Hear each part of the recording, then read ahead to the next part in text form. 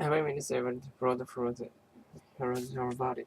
The flow brings the oxygen and other nutrients to our tissues. Then it flows waste product where metabolism and carries them away. The state of nutrients exchange is what keeps your organs and tissues alive. It's made possible only because of the steady beating of your heart, the driving force of your circulation system. How can your heart keep beating and breathing, never stopping and anything?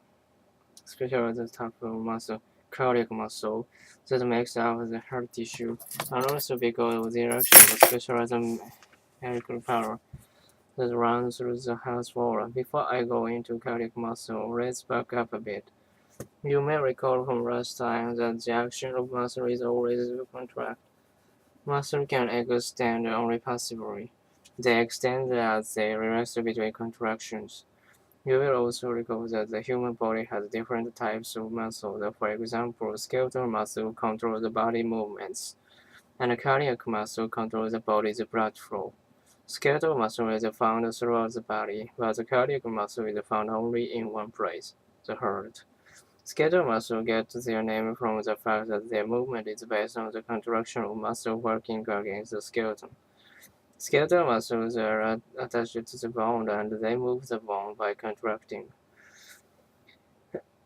Skeletal muscle consists of a bundle of long fibers lining the length of the muscle.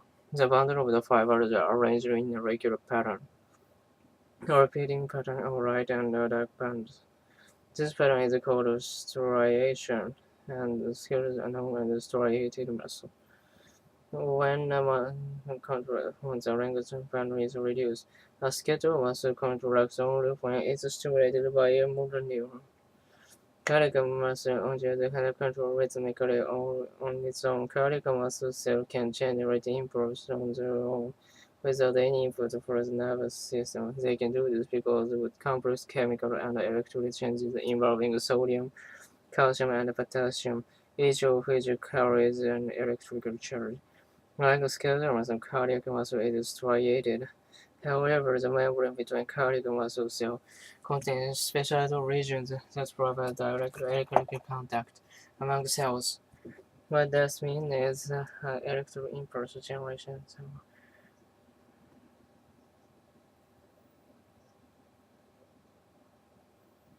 Cardiac muscle cells can generate impulse without any input from the nervous system. In contrast, the skeletal muscles don't control unless the nervous system tells them to. A single cardiac muscle cell will beat even when it's isolated from the heart and placed in cell culture in the laboratory. If you remove a little piece of muscle from your heart and put it in a dish, you'll see it continue to contract. That's because cardiac muscle cells have something called an action potential. It electrolytes the system so that the sodium and calcium, positive ion, change place with the potassium and negative ion across the cell membrane. This happens automatically over and over again. When sodium, calcium, and potassium ion move into or out of a cardiac cell, it causes the muscle to contract.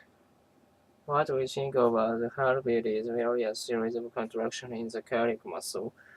When the heart will contract, they force the blood out of the chamber and into the next chamber of the large blood vessel to raise the rest of your body. Every day your heart contracts 100,000 times or more, pumping more than 2,000 gallons of blood. But unlike the skeletal muscle in your body, your cardiac muscle can never stop and take rest. If your heart stops beating, you have very little time, only a matter of minutes. or it started again before all your body systems are permanently damaged or stop functioning altogether.